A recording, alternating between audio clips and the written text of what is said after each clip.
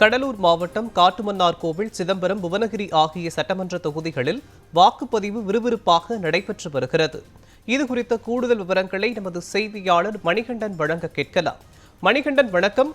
கடலூர் மாவட்டத்தில் உள்ள 9 சட்டமன்ற தொகுதிகளிலும் வாக்குப்பதிவானது விறுவிறுப்பாக நடைபெற்று வருகிறது. பற்றிய விவரங்கள் என்ன, சொல்லுங்க. கண்டிப்பாக மோகன். கடலூர் மாவட்டம் காட்டுமன்னார்கோவில், சிதம்பரம், புவனகிரி உள்ளிட்ட சட்டமன்ற தொகுதியில பாத்தீங்கன்னா காலை முதலே பாத்தீங்கன்னா விறுவிறுப்பான வாக்குப்பதிவு நடைபெற்று இருக்கு.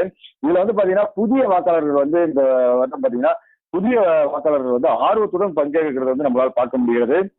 மேலும் தமிழகத்தில் சட்டமன்ற தேர்தல் நாளான இன்று சிதம்பரம், காட்டுமன்னார்கோவில், புவனகிரி உள்ளிட்ட சட்டமன்ற தொகுதிகளில் இன்னைக்கு காலையில இருந்து பாத்தீங்கன்னா வாக்குப்பதிவு தொடங்கி நடைபெற்று வருகிறது. இதில் புதிய வாக்காளர்கள், பெண்கள், ஆண்கள் என எல்லாருமே பாத்தீங்கன்னா காலை முதலே நீண்ட வரிசையில் நின்று தங்கள் வாக்குகளை பதிவு செய்து வருகின்றனர். அதுபோல் வாக்காளர்கள் வசதிக்காக பல்வேறு இடங்களில் பாத்தீங்கன்னா பந்தல் அமைக்கப்பட்டுள்ளது.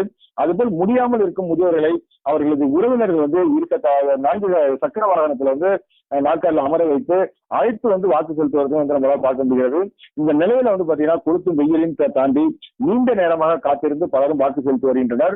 தற்போது பாத்தீங்கன்னா மாலை 1 மணி நிலவரப்படி வரைக்கும் காட்டுமன்னார்கோவில் சட்டமன்ற தொகுதியில 52.5% வாக்குப்பதிவும், சிதம்பரம் சட்டமன்ற தொகுதியில 55.46% வாக்குப்பதிவும், புவனகிரி சட்டமன்ற தொகுதியில பாத்தீங்கன்னா 55.28% வாக்குப்பதிவும், மாவட்டம் முழுவதும் பாத்தீங்கன்னா 55% வாக்குப்பதிவுகளுக்கு பதிவாகியுள்ளது குறிப்பிடத்தக்கது. மேலும் மாவட்டம் முழுவதும் இன்று மாலை வரை பாத்தீங்கன்னா கூட 80 முதல் 90% வாக்குகள் பதிவாக வாய்ப்பு என எதிர்பார்க்கப்படுகிறது.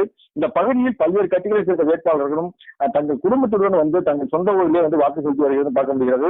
இந்த 2026ஆம் ஆண்டு சட்டமன்ற தேர்தலானது சென்ற முறையை விட கூடுதலாக வாக்குப்பதிவாகும் என எதிர்பார்க்கப்படுகிறது.